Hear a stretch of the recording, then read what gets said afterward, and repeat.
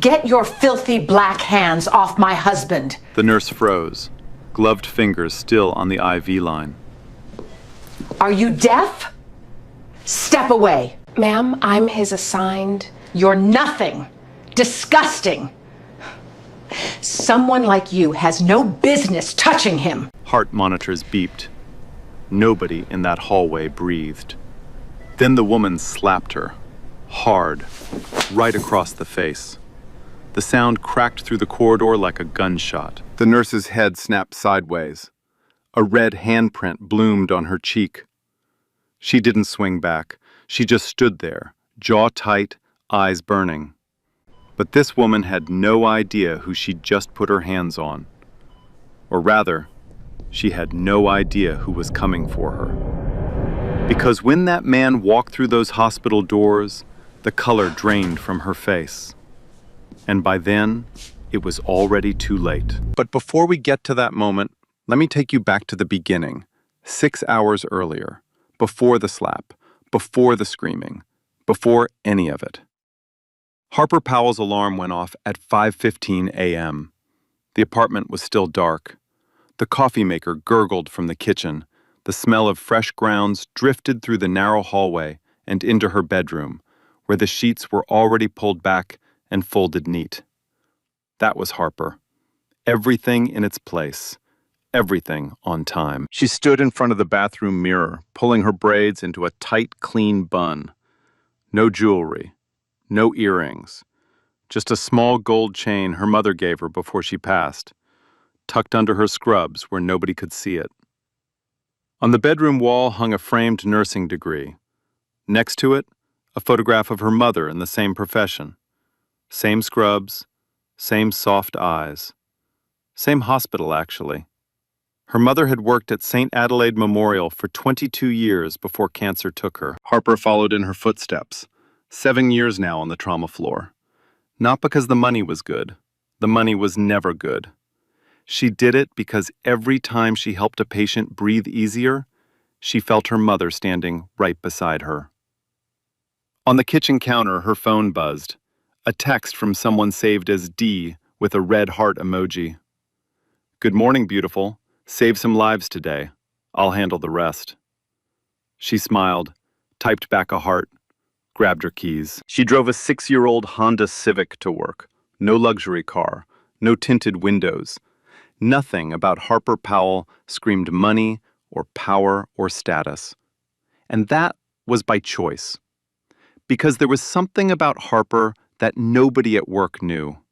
Not her colleagues, not her boss, not a single soul on that hospital floor. Her fiancé was Dominic Caldwell. The name might not mean anything to you yet, but in this city, that name meant everything. We'll get to him. Trust me. For now, Harper was just a nurse, clocking in for another 12-hour shift. St. Adelaide Memorial Hospital sat on the corner of 5th and Broadmoor, right in the center of downtown. It was a big building, 6 floors of beige concrete and tinted glass that had seen better days. The parking lot was always full by 7. The emergency room never slept. Harper walked through the sliding glass doors at 6:45 a.m. The smell hit first, that unmistakable hospital cocktail of bleach, recycled air, and stale coffee from the vending machine near the elevator. The ER was already humming. Fluorescent lights buzzed overhead. Sneakers squeaked on polished floors. Somewhere down the hall, a child was crying. A gurney rattled past, pushed by 2 paramedics moving fast. Controlled chaos. That's what the nurses called it. And Harper lived for it. She swiped her badge at the nurses' station. Brenda Collins, a fellow nurse, and the closest thing Harper had to a best friend at work, looked up from her charts. "Morning, Harper. You look rested for once." "Don't jinx it," Harper said, pulling her stethoscope around her neck. "What's on the board?" "Mostly stable, but we got a VIP in room 12, Terrence Whitmore. Came in last night, chest pains at some charity gala. Cardiac team ran tests. Mild episode, nothing critical. He's under observation." Harper raised an eyebrow. "Whitmore? As in Whitmore Real Estate? Brenda nodded. That's the one. Big money. His wife apparently made a whole scene last night when they brought him in. Demanded a private room. Complained about the sheets. Harper shook her head. Great. He's fine, though. Sweet old guy, actually. You're assigned to him this morning. Got it. Harper grabbed her clipboard and headed to room 12. Terrence Whitmore was sitting up in bed when she walked in. 60 years old, gray hair, reading glasses perched on his nose, flipping through a newspaper. The room smelled faintly of the flowers someone had already sent. Yellow roses, still wrapped in cellophane, on the windowsill. He looked up and smiled. You must be my morning nurse. That's me, Harper Powell. I'll be looking after you today, Mr. Whitmore. Please, call me Terrence. She checked his vitals. Blood pressure, heart rate, oxygen levels. Everything stable. She adjusted his IV drip, explained the schedule for his upcoming tests, made small talk about the weather. He was polite, cooperative, even cracked a quiet joke about hospital food. Nothing about this moment suggested what was coming. Nothing at all. About 45 minutes into Harper's shift, the elevator doors at the end of the hallway opened, and Gretchen Whitmore stepped out. You could hear her before you saw her, the sharp click of designer heels on linoleum, the jangling of gold bracelets, the impatient huff of a woman who believed the entire world moved too slowly for her. She was 55 years old, blonde hair pinned in a stiff updo, a cream-colored cashmere coat draped over her shoulders like a cape, sunglasses pushed up on her forehead, even though she hadn't been outside in hours. A Hermes bag hung from the crook of her elbow, the kind that costs more than most people's cars. She walked past the reception desk without stopping. A young volunteer at the front, a college kid with a lanyard and a polite smile, stepped forward. Excuse me, ma'am, could you please sign in before... Gretchen didn't even look at her. She held up one hand like she was swatting a fly. I don't sign in. The volunteer blinked, opened her mouth, closed it again, stepped back. Gretchen kept walking. She passed a Latino orderly pushing a supply cart. He moved to the side to let her through. She didn't acknowledge him, didn't nod, didn't say thank you, just swept past like he was part of the furniture. That was Gretchen Whitmore. Old money, old entitlement. The kind of woman who tipped only when she felt like performing generosity. The kind who called managers by their first names and housekeepers by no name at all. The kind who had never once in her entire life been told she was wrong. She reached room 12 and pushed the door open without knocking. Inside, Harper was standing beside Terrence's bed. She had just finished adjusting his heart monitor. The room was calm. Terrence was sipping water through a straw. Morning light filtered through the blinds, casting thin stripes across the white bed sheets. Gretchen stopped in the doorway. Her eyes didn't go to her husband first. They went to Harper, specifically to Harper's hands, still resting near Terrence's arm where the monitor clip was attached. Her expression shifted. It wasn't concern. It wasn't worry. It was disgust. What is this? Her voice was ice. Terrence looked up from his water. Gretchen, this is Nurse Powell. She's been taking care of... I wasn't asking you. Gretchen stepped into the room. Her perfume came with her. Heavy, expensive, suffocating. It swallowed the clean hospital air whole. She looked Harper up and down, slowly, deliberately. The way someone inspects something they've already decided to throw away. Who authorized you to touch my husband? Harper's hand stayed steady. Her voice stayed level. Mrs. Whitmore, I'm the registered nurse assigned to your husband's care. I was adjusting his heart monitor. It's part of his treatment plan. I didn't ask for your life story. Gretchen set her bag on the chair. She didn't sit. She stood with her arms crossed, planting herself between Harper and the bed like a barricade. I want someone else. Now. Ma'am? Don't ma'am me. I said I want a different nurse. Someone who actually looks like they belong in a hospital. The words landed exactly where Gretchen meant them to land. Harper felt every syllable settle into her chest. She kept her face still, but her jaw tightened. Just barely. A fraction of a movement that nobody would notice unless they were looking. But Gretchen was looking, and she enjoyed what she saw. Is there a specific concern with my care, Mrs. Whitmore? My concern is you, standing here, breathing the same air as my husband. Is that specific enough? Terrence shifted in his bed. The heart monitor beeped a little faster. Gretchen, she's been wonderful. Really, there's no need to... Terrence. One word, one look, and he went quiet. 28 years of marriage had taught him exactly when to stop talking. Gretchen turned back to Harper, her lip curled. Let me spell it out so even you can understand. I don't want you. I don't trust you.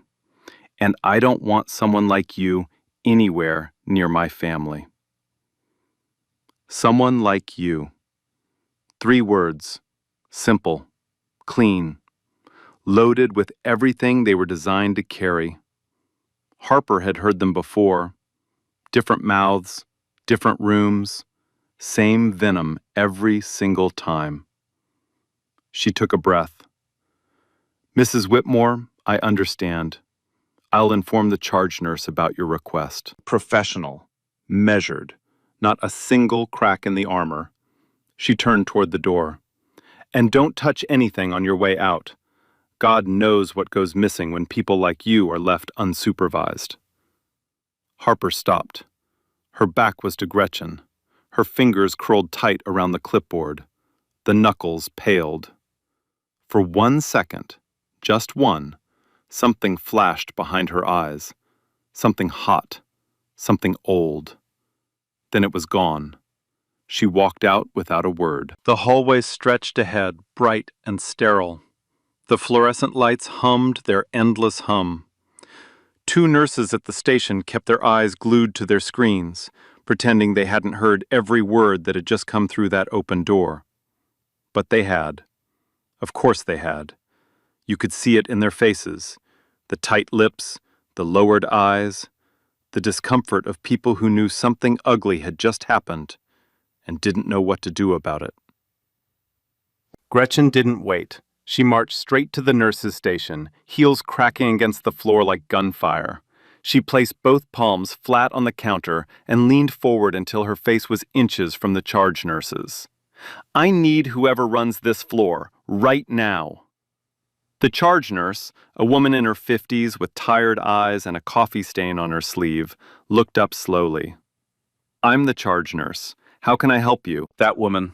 Gretchen pointed down the hall toward Harper. She didn't bother turning around to look. She didn't need to. Her finger aimed like a weapon. Keep her away from my husband. I want her removed from his care. Immediately. Ma'am, Nurse Powell is one of our most experienced. I don't care if she has a Nobel Prize. I said get rid of her. Find me someone competent. Someone more suitable. She let that last word sit in the air. Suitable. It hung there like smoke. Everyone within earshot understood exactly what it meant. Every single person. The charge nurse glanced down the hallway. Harper was standing near the supply closet, close enough to have heard everything. Their eyes met. Harper gave the smallest shake of her head. Don't fight it. Let it go. The charge nurse hesitated. She knew what this was. Everyone on that floor knew what this was. But Gretchen Whitmore was loud. Gretchen Whitmore was wealthy. And her husband's name was carved on a bronze plaque in the hospital lobby, right next to a 6-figure donation that helped build the new pediatric wing. That plaque bought silence. It always did. So the charge nurse exhaled through her nose and said, I'll see what I can arrange. Gretchen smiled. That thin, cold, satisfied smile of a woman who had never once heard the word no and expected she never would. She turned and walked back toward room 12 without another word. Her heels clicked a victory march down the corridor. Harper leaned against the supply closet door. She pressed her fingers to her temples, closed her eyes. The gold chain beneath her scrubs felt heavier than usual, like it was pulling her down towards something she didn't want to feel. Brenda appeared beside her, quiet, warm. She put a hand on Harper's arm and held it there. "Don't let her win. You're the best nurse on this floor, and every person here knows it." Harper managed a small nod. "I know." "She's a miserable woman, Harper. Miserable people need someone to step on just to feel tall." "I know that too." But knowing didn't stop the sting. It never did. Because here's the thing about moments like this. It's never just the words. Words are just sounds. It's what sits underneath them. The absolute certainty in Gretchen Whitmore's voice that Harper didn't belong here. That her hands, the same hands that had held dying patients through their last breath, the same hands that had restarted hearts on this very floor, were somehow dirty because of the color of her skin. That's what burned. Not the insult. The conviction behind it. Harper straightened up, took a long breath, tucked the chain back under her scrubs, and went back to work. Because that's what Harper Powell did. She showed up. She stayed calm. She did her job. But today, staying calm was about to cost her more than it ever had before. Harper was reassigned to a patient in room 8, a teenager with a broken wrist. Simple, routine. The charge nurse didn't say why. She didn't have to. Everyone understood. Harper didn't argue.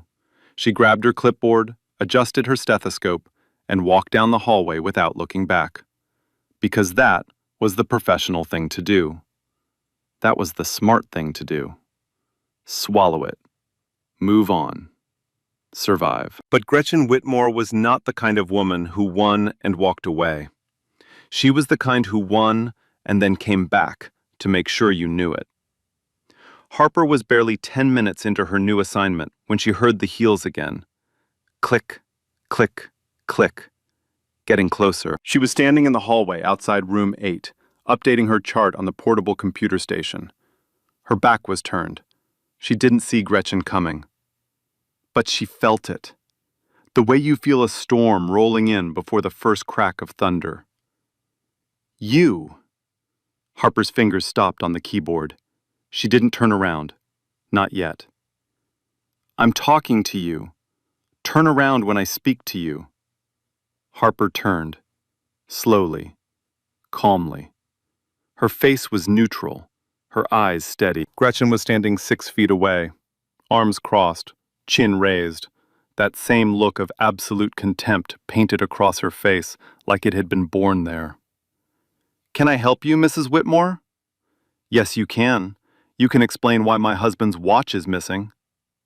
Harper blinked. "Excuse me?" "His watch, the Rolex. It was on the bedside table this morning. Now it's gone." Gretchen took a step closer. Her voice dropped to something low and venomous. "And you were the last person in that room." Harper felt her stomach tighten. "Mrs. Whitmore, I did not touch your husband's personal belongings. The watch may be in his overnight bag, or don't tell me where it may be. I know exactly where it is." Gretchen's eyes dropped to Harper's pockets, then to her waist, then back up, scanning, accusing. "I think we both know what happened here." A nurse passing by slowed down, then another. A patient's family member, a middle-aged man holding a cup of coffee, stopped in the hallway and stared. Harper kept her voice low and even. "I'm going to ask you to speak with the charge nurse if you have a concern about missing property. I did not take anything." "Of course you'd say that." Gretchen stepped closer, close enough that Harper could smell her perfume again. That heavy, cloying cloud of jasmine and money. Close enough that Harper could see the tiny veins of anger in the whites of Gretchen's eyes. I've seen your type my whole life. You smile, you say yes ma'am, no ma'am, and the second someone turns their back, things disappear. That is not true, and I need you to step back. Or what? Harper didn't answer. She held her ground, her clipboard pressed against her chest like a shield. Her heart was hammering. She could feel it in her throat, in her wrists, behind her eyes, but nothing on her face showed it. Years of training, years of practice, years of learning how to stand in the fire without flinching. Gretchen leaned in even closer. Her breath was warm and bitter. Her finger came up and pointed directly at Harper's face, close enough to almost touch her nose. You think this badge makes you somebody? You think those little scrubs make you important? Let me tell you something, sweetheart. Without that uniform, you're nothing. You're less than nothing, and everyone on this floor knows it. The hallway had gone completely still. The hum of the fluorescent lights suddenly sounded deafening. A heart monitor beeped from a nearby room. Somewhere far away, an elevator dinged. Harper swallowed. Mrs. Whitmore, please step back. I will not ask again. Gretchen smiled. A cruel, slow, satisfied smile. The smile of a woman who had cornered something small and helpless and was savoring the moment before the kill. Make me. And then she grabbed Harper's badge lanyard, yanked it forward. Harper stumbled, one step, half a step, her balance broken for just a second. And in that second, Gretchen's other hand came up. Open palm, full swing. The slap connected with the left side of Harper's face. The sound was sharp, violent. It echoed off the walls like something breaking, like the crack of a branch snapping in half. Every person in that hallway heard it, every single one. Harper's head snapped to the right. Her hand flew to her cheek. The skin was already hot, already stinging. She could feel the outline of Gretchen's fingers imprinted on her face like a brand. Her eyes watered, not from sadness, from the sheer physical shock of being struck by a stranger in the middle of her workplace, in front of her colleagues, in front of patients, in front of a security camera mounted on the ceiling, its small red light blinking silently above them. The hallway was frozen. Nobody moved. Nobody spoke. A child in a nearby room started whimpering. A coffee cup slipped from the middle-aged man's hand and hit the floor with a dull splash. The brown liquid spread across the white linoleum like a stain. Gretchen stood there, chin up, chest out, not a trace of remorse. That's what happens when you don't know your place. Harper lowered her hand from her cheek. Her fingers were trembling. Her jaw was locked so tight her teeth ached. Every muscle in her body screamed at her to swing back, to scream, to do something. But she didn't. She took one step back, then another. Her eyes never left Gretchen's face. But she didn't raise her voice. She didn't raise her hand. She just stood there, cheek burning, chest heaving, and let the silence speak for itself. Brenda Collins came running from the nurse's station. Her sneakers squeaked against the floor. Her face was white. Oh my God, Harper, Harper, are you okay? Harper didn't answer. She couldn't. Not yet. Brenda spun toward Gretchen. You just assaulted her. In a hospital, in front of witnesses. What is wrong with you? Gretchen didn't even flinch. She straightened her coat, adjusted her bracelet, looked at Brenda the way she might look at a stain on her tablecloth. She came at me. I was defending myself. She didn't move. I saw the whole thing. Then you need your eyes checked. Brenda was already pulling out her phone. I'm calling security, and I'm calling the police. Call whoever you want, My husband has donated more to this hospital than you'll make in your entire career. Nothing is going to happen to me.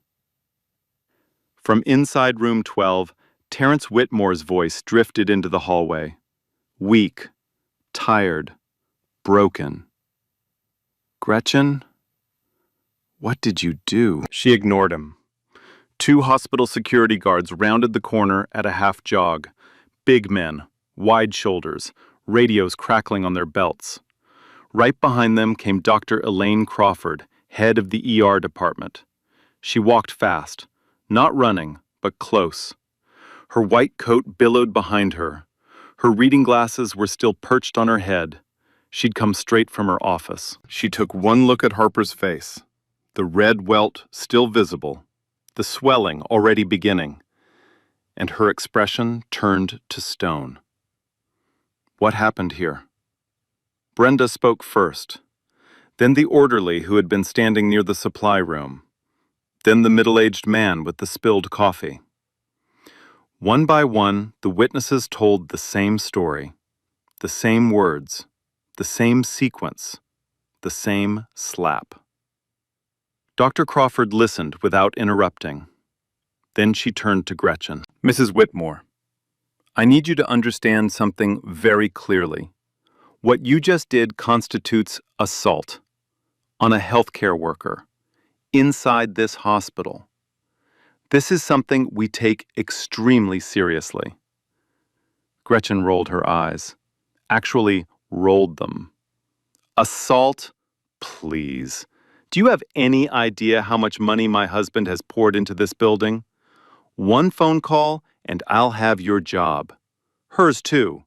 And anyone else who gets in my way. Dr. Crawford didn't blink. Ma'am, I'm calling the police, and I'm calling our legal department. I would strongly advise you to stop talking. For the first time, just for a flash, something crossed Gretchen's face.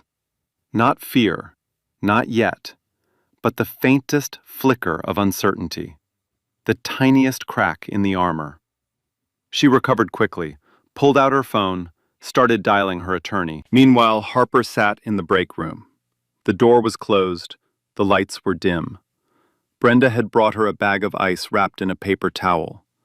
Harper pressed it to her cheek. The cold stung against the heat of the slap. Her phone buzzed on the table. A text from Dee. How's your morning going, beautiful? She stared at the screen. Her thumb hovered over the keyboard.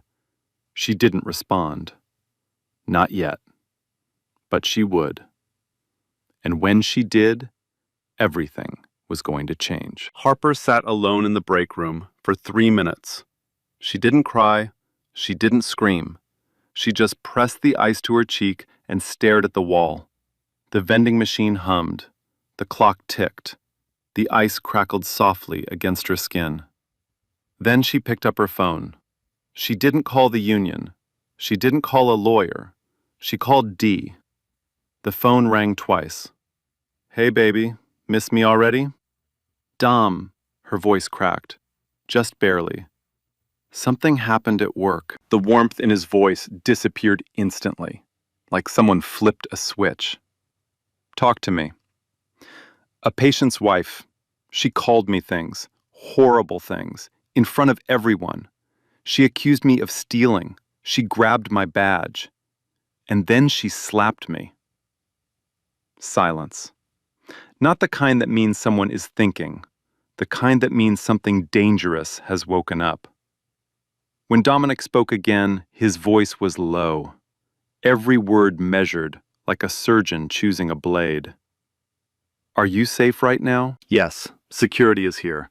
Dr. Crawford called the police. Don't leave the hospital. Don't sign anything. Don't talk to anyone about settling this. Okay. I'm on my way. The line went dead. Brenda knocked on the break room door. Who was that? My fiancé. He's coming. What does he do? Harper almost smiled. You'll see. 22 minutes later, the emergency room doors slid open. and the temperature on the entire floor changed. Dominic Caldwell walked in like the building belonged to him.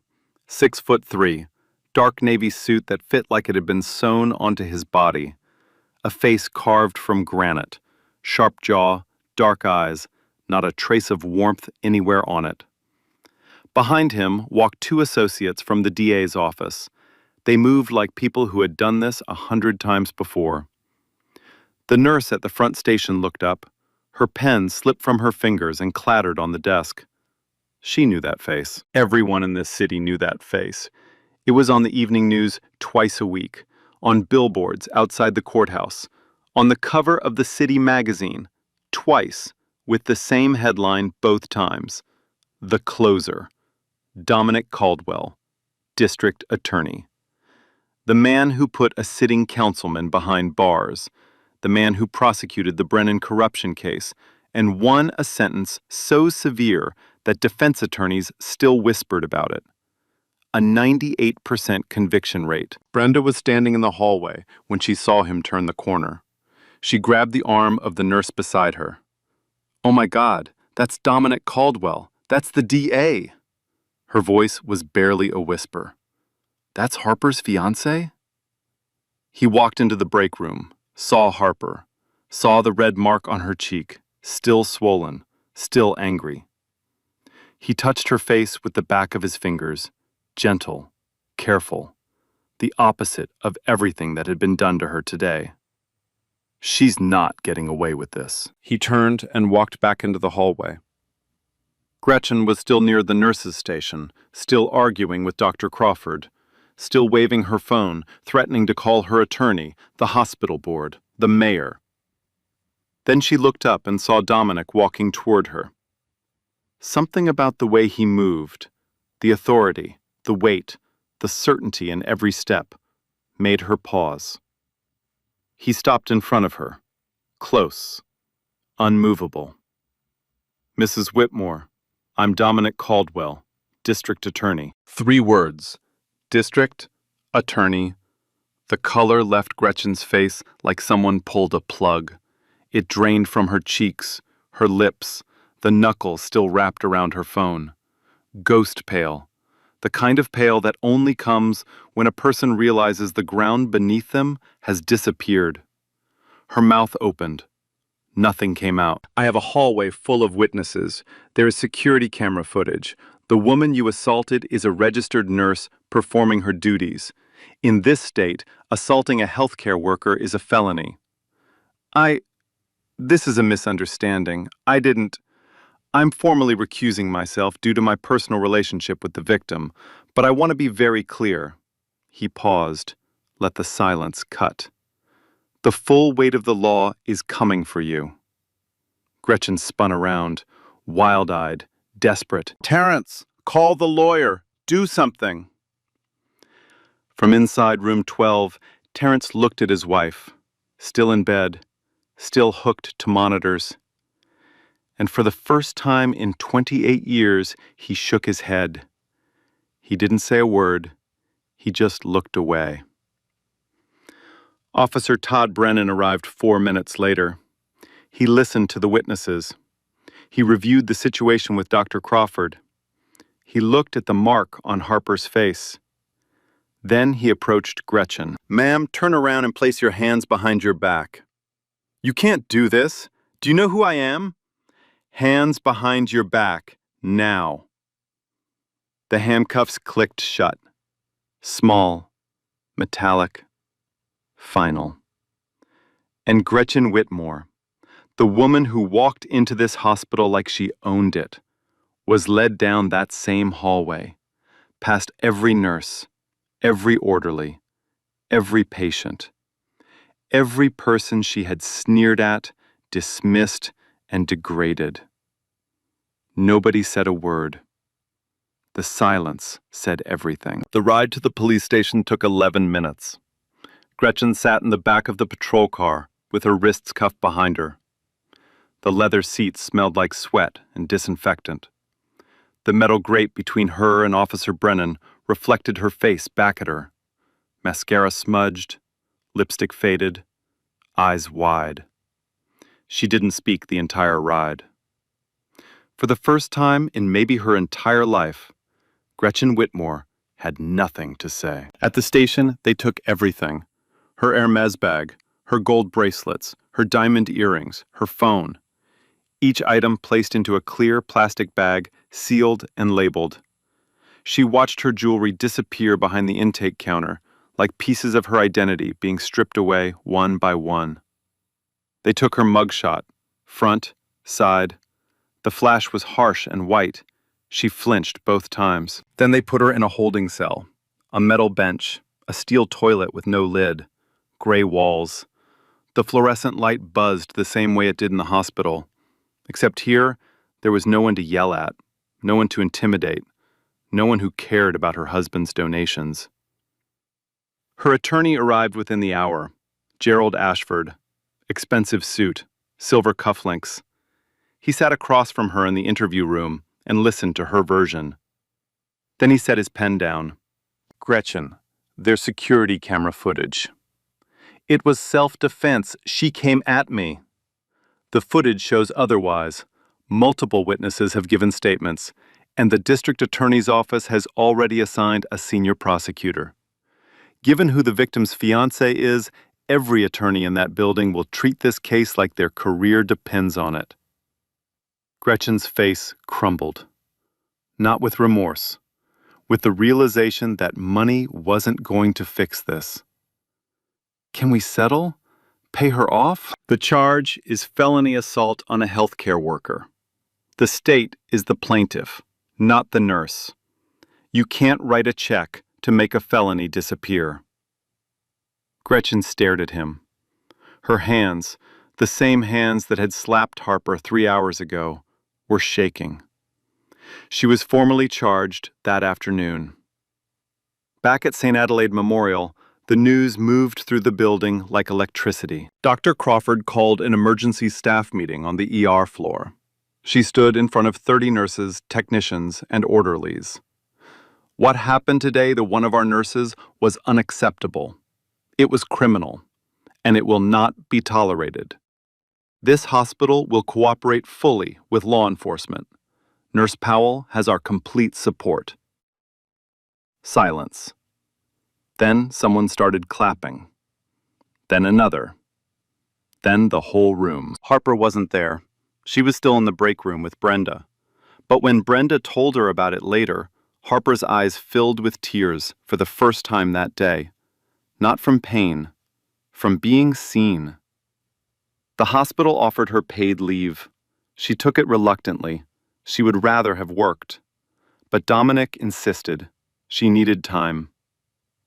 In room 12, Terence Whitmore sat alone. The flowers on the windowsill had wilted slightly. The newspaper from that morning was still folded on the side table. The heart monitor beeped its steady rhythm. But everything else had changed. He picked up his phone and called his son from his first marriage. "Tyler, your stepmother was arrested today." A pause, then his son's voice, flat and unsurprised. "What did she do this time?" Terence told him, each word heavier than the last. "Dad, I've been telling you for years. She's out of control. This was always going to happen." Terence didn't argue. He couldn't. Not anymore. An hour later, he asked Dr. Crawford if he could speak with Harper. Dr. Crawford said that was entirely up to Harper. Harper agreed. Terence sat up in his bed when she walked in. His eyes were red. His hands fidgeted with the edge of the blanket. "Nurse Powell, I don't have the right words." His voice broke. "I'm sorry. I should have stopped her. Years ago. Not just today. Years ago." Harper stood at the foot of his bed. Her cheek was still swollen, the faint outline of fingers still visible beneath the skin. She looked at him for a long time.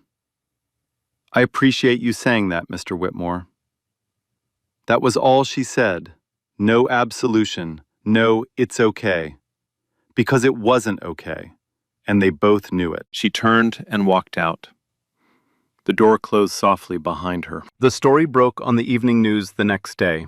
Calvin Shaw, a reporter from the city's NBC affiliate, stood outside St. Adelaide Memorial with a microphone in his hand and the hospital's glass entrance behind him. A prominent socialite is facing felony charges tonight after allegedly assaulting a nurse inside this emergency room. The incident, captured on hospital security cameras, has sparked outrage across social media and raised serious questions about the treatment of healthcare workers in this country. The segment ran for 4 minutes. They showed the security footage, faces partially blurred, but the sequence unmistakable. A woman in a cashmere coat stepping forward, a hand swinging, a nurse's head snapping to the side, and then nothing. The nurse didn't fight back. She just stood there. 4 minutes of television. That's all it took. By midnight, the video had been viewed 2 million times. By morning, it had crossed 10 million. The hashtags came fast. Hashtag Justice for Harper trended nationally within 12 hours. Hashtag Protect Healthcare Workers followed right behind it. Nurses from every state posted videos of their own experiences, stories of being screamed at, shoved, spit on, slapped. Harper's face became the face of something much bigger than one woman in one hallway. Then, people started digging into Gretchen Whitmore. Her social media was still public. Nobody on her team had thought to lock it down. And what people found was a gold mine of exactly who this woman was. Country club photos where she was the only one smiling and the staff behind her looked miserable. A post from 2 years ago complaining about a rude black cashier at a department store, the language dripping with contempt. A comment under a friend's photo that read, "The neighborhood is changing, not for the better." Screenshots from a private Facebook group where she referred to the family who moved in next door as those people. Post after post, year after year, a digital trail of exactly who Gretchen Whitmore had always been. The public was furious, but the law was just getting started. The DA's office, with Dominic formally recused and a senior colleague named Prosecutor Ellen Graves handling the case, launched a full investigation. And what they found turned a single assault charge into something much worse. 3 years earlier, a black housekeeper named Wanda Price had filed a civil complaint against Gretchen. Wanda had worked in the Whitmore home for 5 years. One day, a pair of diamond earrings went missing. Gretchen accused Wanda immediately, called the police, had her detained for 6 hours. The earrings were later found in Gretchen's coat pocket. Wanda was never charged, but she was fired that same day. The case was quietly settled out of court for an undisclosed amount. Wanda signed a non-disclosure agreement. That wasn't all. 18 months before the hospital incident, a server at an upscale restaurant filed a complaint against Gretchen after she threw a glass of red wine at the woman during an argument about a delayed appetizer. The server, a young black woman named Danielle Ford, said Gretchen called her a racial slur before throwing the glass. The restaurant's management quietly settled with Danielle. No police report was ever filed. And then there was the nanny. A former childcare worker who had spent 2 years in the Whitmore household came forward after seeing the news coverage. She described a pattern of verbal abuse, constant belittling, racial comments, threats of deportation, even though the nanny was a U.S. citizen. She had quit without notice after Gretchen told her she was lucky to be allowed inside a house like this. 3 separate incidents, 3 separate victims, 3 women of color. The same pattern every single time. Prosecutor Graves introduced this evidence as proof of character and motive. The defense objected. The judge allowed it. Gretchen's attorney tried to negotiate. He proposed a plea deal, community service, anger management classes, no jail time, and a public apology. Prosecutor Graves rejected it in one sentence. This case is going to trial. The trial began 6 weeks later. The courtroom was packed, every seat taken.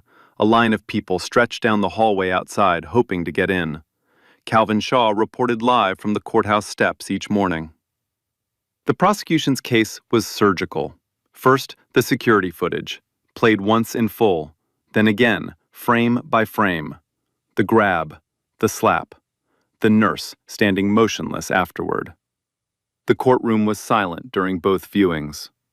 A woman in the gallery covered her mouth with her hand. Then came the witnesses. Brenda Collins took the stand first.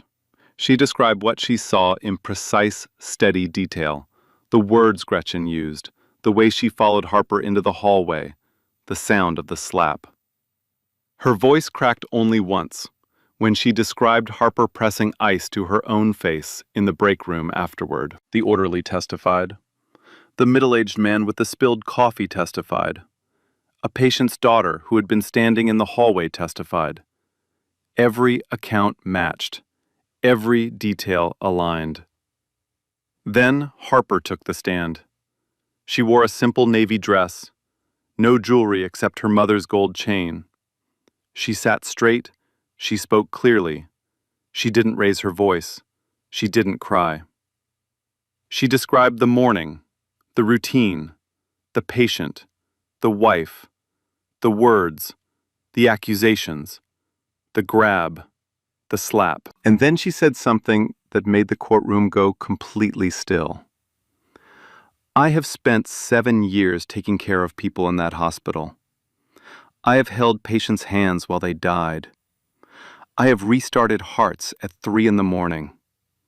I have cleaned wounds, changed bandages, and sat with families during the worst moments of their lives. And on that Tuesday morning, a woman looked at me and decided that none of that mattered because of the color of my skin. Nobody moved. The judge's pen stopped writing. A juror in the back row wiped her eyes. The defense tried everything: emotional distress, concern for her husband's safety, a misunderstanding that escalated. They even suggested Harper had been confrontational in her body language. None of it held. Not against the footage, not against the witnesses, not against Harper's testimony, not against the pattern. The jury deliberated for 2 hours and 40 minutes. Guilty. On all counts. Felony assault on a healthcare worker. Hate crime enhancement. The sentencing came 1 week later. 18 months in state prison. 3 years of supervised probation. Mandatory racial bias education. 500 hours of community service at a community health clinic, and $250,000 in restitution to Harper Powell. Gretchen's attorney requested leniency. The judge denied it. Healthcare workers are the backbone of our communities, the judge said. When someone attacks them, physically and through the weapon of bigotry, this court will respond with the full weight of the law. Gretchen collapsed into her chair. Her attorney put a hand on her shoulder. She shrugged it off. In the gallery, Harper sat with her eyes closed. Dominic held her hand. Neither of them smiled. This wasn't a celebration. It was an ending. Outside the courthouse, cameras flashed. Calvin Shaw stood on the steps, microphone raised, reporting live. Guilty on all counts, 18 months in prison. A verdict that many here tonight are calling long overdue. Not just for this case, but for every healthcare worker who has ever been told they don't belong. 3 months later, Harper Powell walked back through the sliding glass doors of St. Adelaide Memorial. Same hospital, same fluorescent lights, same smell of bleach and recycled air. But something was different. She could feel it the moment she swiped her badge. People looked at her differently now, not with pity, with respect. She had been promoted to charge nurse of the ER. Dr. Crawford personally recommended her. No one on the floor questioned it. On her first day back, she found a card taped to her locker, signed by every nurse, orderly, and technician on the floor. 31 signatures. Some had written notes in the margins. Welcome home. We missed you. Strongest woman I know. She read it twice, folded it carefully, tucked it into her bag next to her mother's photograph. The hospital had changed too. New policies posted on every floor. Zero tolerance for violence against staff. Panic buttons installed at every nurse's station. A dedicated security officer assigned to the ER during peak hours. Harper's case had forced the board to act, and for once, they actually did. Harper and Dominic's wedding was quietly planned for the fall. Small ceremony, close friends, family only. She still didn't wear her engagement ring at work. Because she was Harper, her identity had never been about who she was marrying. It was about who she was. On her second week back, a new nurse arrived on the floor. 23 years old, fresh out of nursing school. Black, nervous. Her name was Simone, and she stood at the nurse's station on her first morning with wide eyes and trembling hands. Harper walked over, handed her a cup of coffee, looked her straight in the eye. "You belong here. Don't let anyone make you feel otherwise." Simone nodded, her shoulders relaxed. Just enough.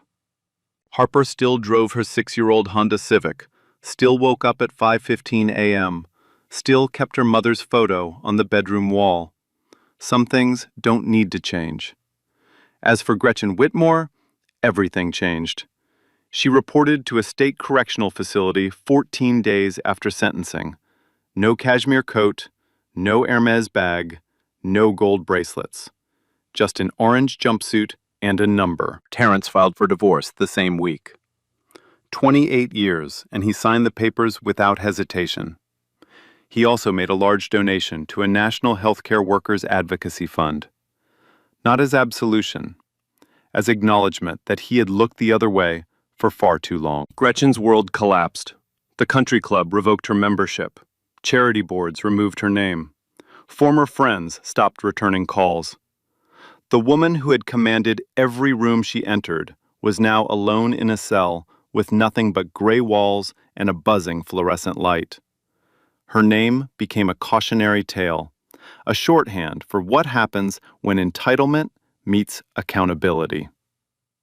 But Harper's case went beyond one courtroom. 6 months after the verdict, the state legislature passed a bill strengthening protections for healthcare workers, enhanced penalties for assault, mandatory reporting protocols, and specific provisions for racially motivated incidents. The press nicknamed it Harper's Law. She was invited to speak at a national nursing conference.